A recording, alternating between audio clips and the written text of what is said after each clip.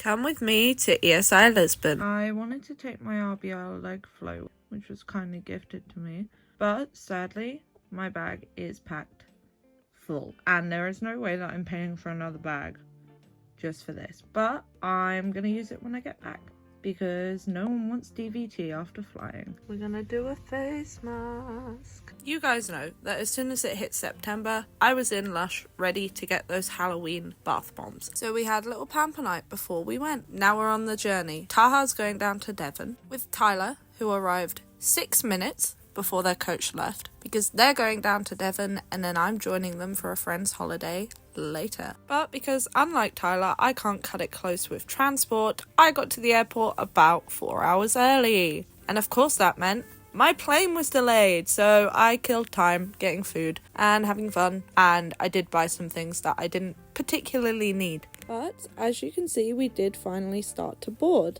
and I was very excited at the prospect of airplane food, because I've not flown in about 10 years. I had my Miss Marvel, I was ready to read and relax, and also have my first alcoholic drink on an aeroplane, which they didn't have exactly what I wanted, but it was still really nice. Now, after catching up on the meals that I should have eaten throughout the day, look how pretty Portugal looks from above. Compared to London, gorgeous. This is where I started to have a little bit of a panic. The data I had paid for did not activate and didn't for the rest of the holiday. I had to deal with surviving on Wi-Fi, but I made it to the accommodation somehow. So, got in late last night because the plane was delayed by about 2 hours. I think it was longer, but they managed to make up some time. Anyway, I'm here. I have the pillow that Taha sent me with, and we're ready for the day.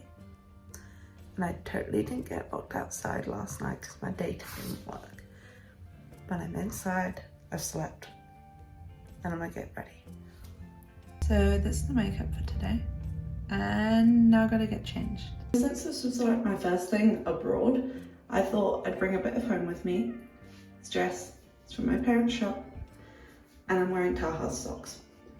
It's the vibe for today, and we're going soon. We had breakfast at a little cafe right next to our Airbnb, and then we headed off to ESI Lisbon. ESI Lisbon was running as a part of the SBC Summit, which was in a huge arena, and we were around the back. Immediately as we got in, it was time for the Gamers to host their phia.tografia workshop, where we did some roundtables and just really great discussions amongst people in gaming and esports predominantly. And as someone who is mainly a consumer, it was very interesting to hear these talks and hear other sides of the discussion. Then afterwards, as you can see, I had a little look around the floor of the event, got some food. Food was really good, and then we prepared for Ali to do her panel, A Woman's Job, State of Play for Women's Esports, which is exciting. If you're not the biggest fan of panels, skip ahead to 13:35 for the rest of the vlog of the event. Hi everyone, I'm very loud. Ali Young with the Gamers. We are a social media tech platform for women in gaming. We have about 1.3 million in total reach globally, and a very large network of women who are in the industry. Nice to be here. Thank you. When two people fight, then the third one wins. 2 billion gamers globally. Half of them are women, right? And so I think that with those numbers, it's only natural that the viewership to watch other women play is going to increase. What I find the strength in, I mean, when you look at organizations like Gen G and Team Vitality, like there's investment going into women esports. It's similar to the WNBA, right? Where there's going to be a little bit of a curve as support, sponsorships, capital starts to really increase in the space. And I think that we're seeing some of that grow. Of course, we can do better and always support more. I personally, as a woman gamer, I met my husband playing video games over 20 years ago. I hate the idea of being segregated, and I like to play with boys, right? Like, I want to compete at the highest level, and whatever level that is. I feel like I can do that with my brain just as well as anybody. And so I feel strongly that as a woman, we should be able to integrate and have access to play with anybody. I do see, however, there is a need to build that infrastructure for women though, right? Like, as a woman, we play differently, we learn differently, and so if that is the case, I would want that ecosystem to bring me to the same level as best as possible. And so that, I think, we need to still build that infrastructure. And so having Girl Gamer Festival makes a lot of sense, because the younger we give access to women and females, the faster they'll be able to grow into the space competitively. The Gamers is the largest community for women in the video game industry, right? So 1.3 million women globally. We're all about community. When I think about, so I'm a gamer. Like I said, I've been playing video games pretty much my entire adult life. And I didn't even know what esports was until about 7 or 8 years ago, when I went to my first esports competition to watch like teams play against each other, right? And so to me, gaming is so much bigger than esports, and specifically around community. For me, community is everything around gaming. My friends, my best man and my wedding group was my guild, right? Like literally my guild who I killed dragons with. And so when I think about community and I think about gaming, that's really truly where gaming began, is the groups of people working together to finish a quest. Or group together in raid, right? And so when you think about community, I think that it's super important, but also it's everything, especially for women in the space, when it's hard to find other women to play with, or even how to learn how to play a new game. It's also important for that piece. I was reading this study about, so I'm an entrepreneur, right, and businesswoman as well. And I don't know if any of you have read studies around entrepreneurship, females pitching for capital and investments.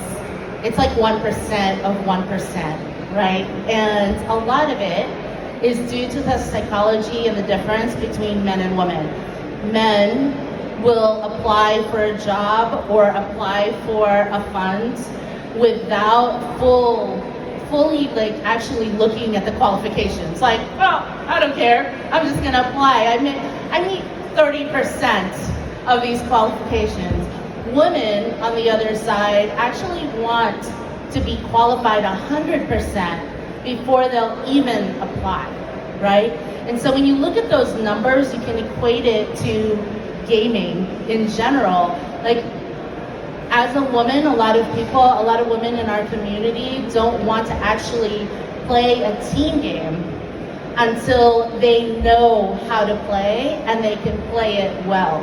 Well, how do you learn how to play a game well if you don't play it, right? Especially with a team. You can only do so much with bots, right? So I think that a lot of the access points are around education and making sure that we're providing that early access for women in the space. Games is actually one of our early investors into the Gamers platform. And so that their venture arm invested in the Gamers, which is one, that's a huge kudos for their belief in the community that we built, and then two, it's also a fantastic way to show support, right? I mean, capitalization, I think we've talked a little bit about that already. I have.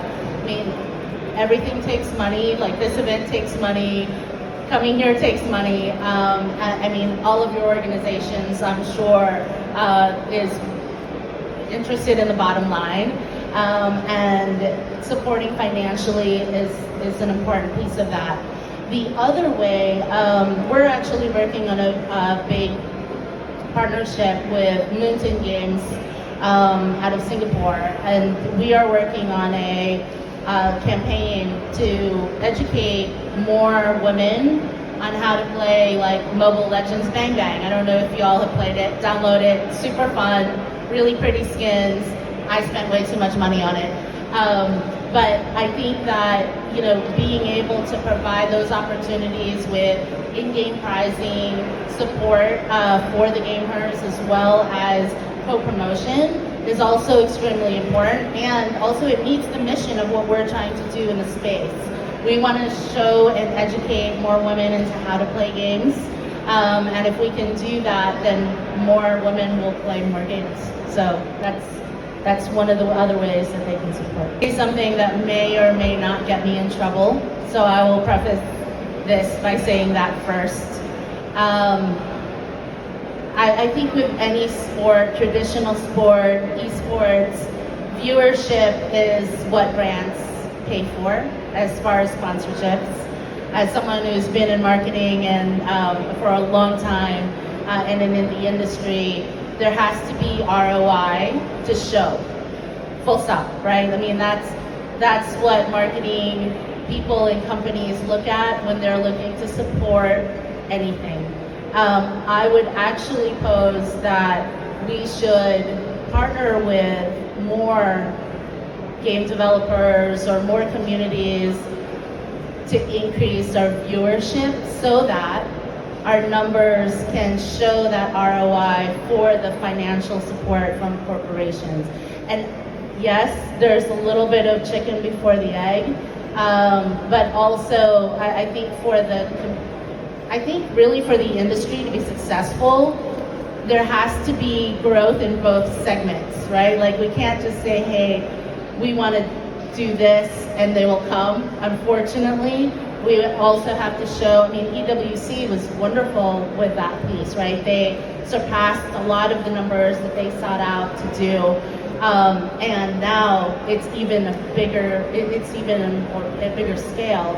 And it's unfortunate that as a small, basically as a startup, it's hard to get that number of viewership without that financial support. So I think it's the belief that that corporations have in communities, and then also the communities really showcasing the power of their own community. I'm in agreement. I hope that everyone in this room just takes away a little bit from this conversation and applies it to your own world, right? Because I think at the end of the day, each of us has to make an impact in our own way. And however you do that is up to you. So I will leave it to you to ask yourself that question. Where do you want to see esports for women in 5 years? And we're back with the voiceover. So I continued exploring around the event. Usually I've got my little camera guy, Taha, but without him, I had to balance the camera on the floor to get any photos or videos of myself. I was obsessed with this Assassin's Creed hoodie from Full Life, and Full Life, if you're watching, I love it. Considering all I'd had to eat that day was like a hot dog and some biscuits, I was so happy when they brought out some amazing appetizers. But then to top it off, this is what I had for dinner. I got told 2 things that I had to try while I was in Portugal, the fish and the pork, and I tried both and I regret nothing. And then to finish the trip, speaking of things that you have to try in Portugal, we went for breakfast to pastis de Belém before I flew home, and it was so worth it. This mango milkshake was the perfect thing for the morning. Oh my god. But sadly, this now meant it was time for me to head back to the airport and to very carefully transport the 2 pastel de natas back to Taha, back home. Since it was the plane that I was getting on, of course it was delayed and we had a little bit of turbulence, but apart from that, I had some nice snacks again on the plane and had a little drink to celebrate. Also, the irony is not lost on me that the most sun I saw the entire time was when I was on the plane home. Thank you so much to the Gamehers for inviting me along, and I had the absolute best time being a UK ambassador for you guys again. Oh, that's crazy. Pasta. Oh, Pasta de nata. beautiful. How's that? What's the review? 500 out of Have 10. you seen your room yet? Beautiful. Lidl could never. I love you, Lidl, but oh my god. Lovely room.